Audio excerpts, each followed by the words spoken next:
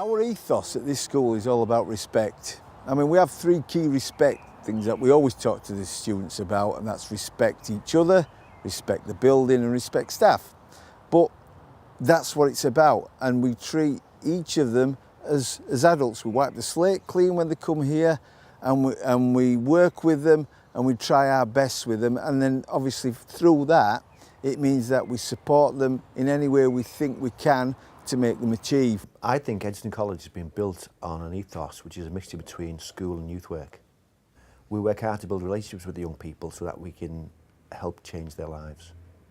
We have a holistic approach with the way we work with the kids. It's not just about academic qualifications, it's more about them becoming more rounded citizens, and they have a lot of emotional and social needs which we have to address and work with so that they can become successful.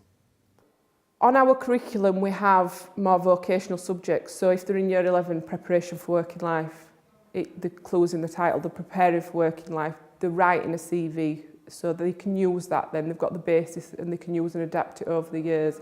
They're learning the difference between credit cards and debit cards and budgeting. In year 10 they do personal social education, so that's again life skills.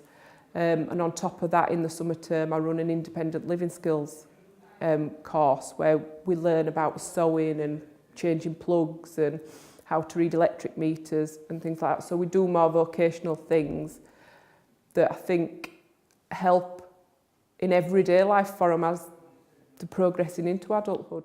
It's a lot different because there's a lot of less people here, there's more like one-to-one and things like that, and like it's up my grade by miles, and like it's got me somewhere where I've wanted to be. Before I want achieving anything, I want going anywhere in life, and I have got big ambitions. So now I've got into my new college and stuff like this, so it's got me far. It helps in the sense that they've got this contact with the members of staff, one-to-one. We get to know them better, they get to know us better as well. We play pool with them, table tennis. We have the social interaction with them. So that, I think that's a very crucial thing to get them be more motivated and get used to us as well. Because the more you are used to your teachers, definitely that really helps. You can ask them any question you want, and it's fantastic. Skilled and professional staff here who, for one thing, are here because they're here for the kids. They know that they have to be there and they have to support them in all sorts of ways. And that's not just about teaching the subject, it's also being there to listen to them. It's also, even at times, to discipline them. But when we discipline them, they know that we wipe the slate clean the next day. We don't carry anything forward. We always think about them and how we can help them to become a whole person. What we try to do is show them and convince them that we do care about them.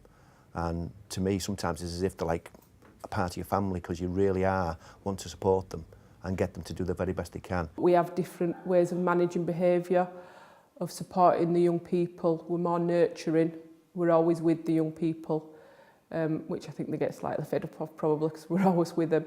The teachers, the pupils, the staff, everybody around, they were just such nice, pleasant people, welcoming, showed me around the school, showed me what their expectations were, told me about how they work, what classrooms to be in, introduced me to all the teachers, everything. There was just such a welcoming school. The teachers work really, really hard, and we really actually do care about our students and want them to do really well in life and to turn their lives around. When I came here, it actually helped me to open my eyes to understand, to see that even though people had issues in their lives, they could still achieve, they could still build a nice life in society instead of just being a no-hoper, as people can say. It was just a chance of a new start. Like whatever had happened before didn't matter. You know, the first day I got there, I remember sitting down with the team and they read out the report that they had, and then put it to the side and closed it and said, you know, I don't care what's in there. Like this is another chance, and that was important. To get into further education, we will take them to interviews we'll support them with that. We support them with the transition, so we're still in contact with them once they've left us for regular updates about how things are going. We have a close relationship with Connections. So we have a Connections advisor that comes to see them regularly and helps them with their application. We have had many successes over the years.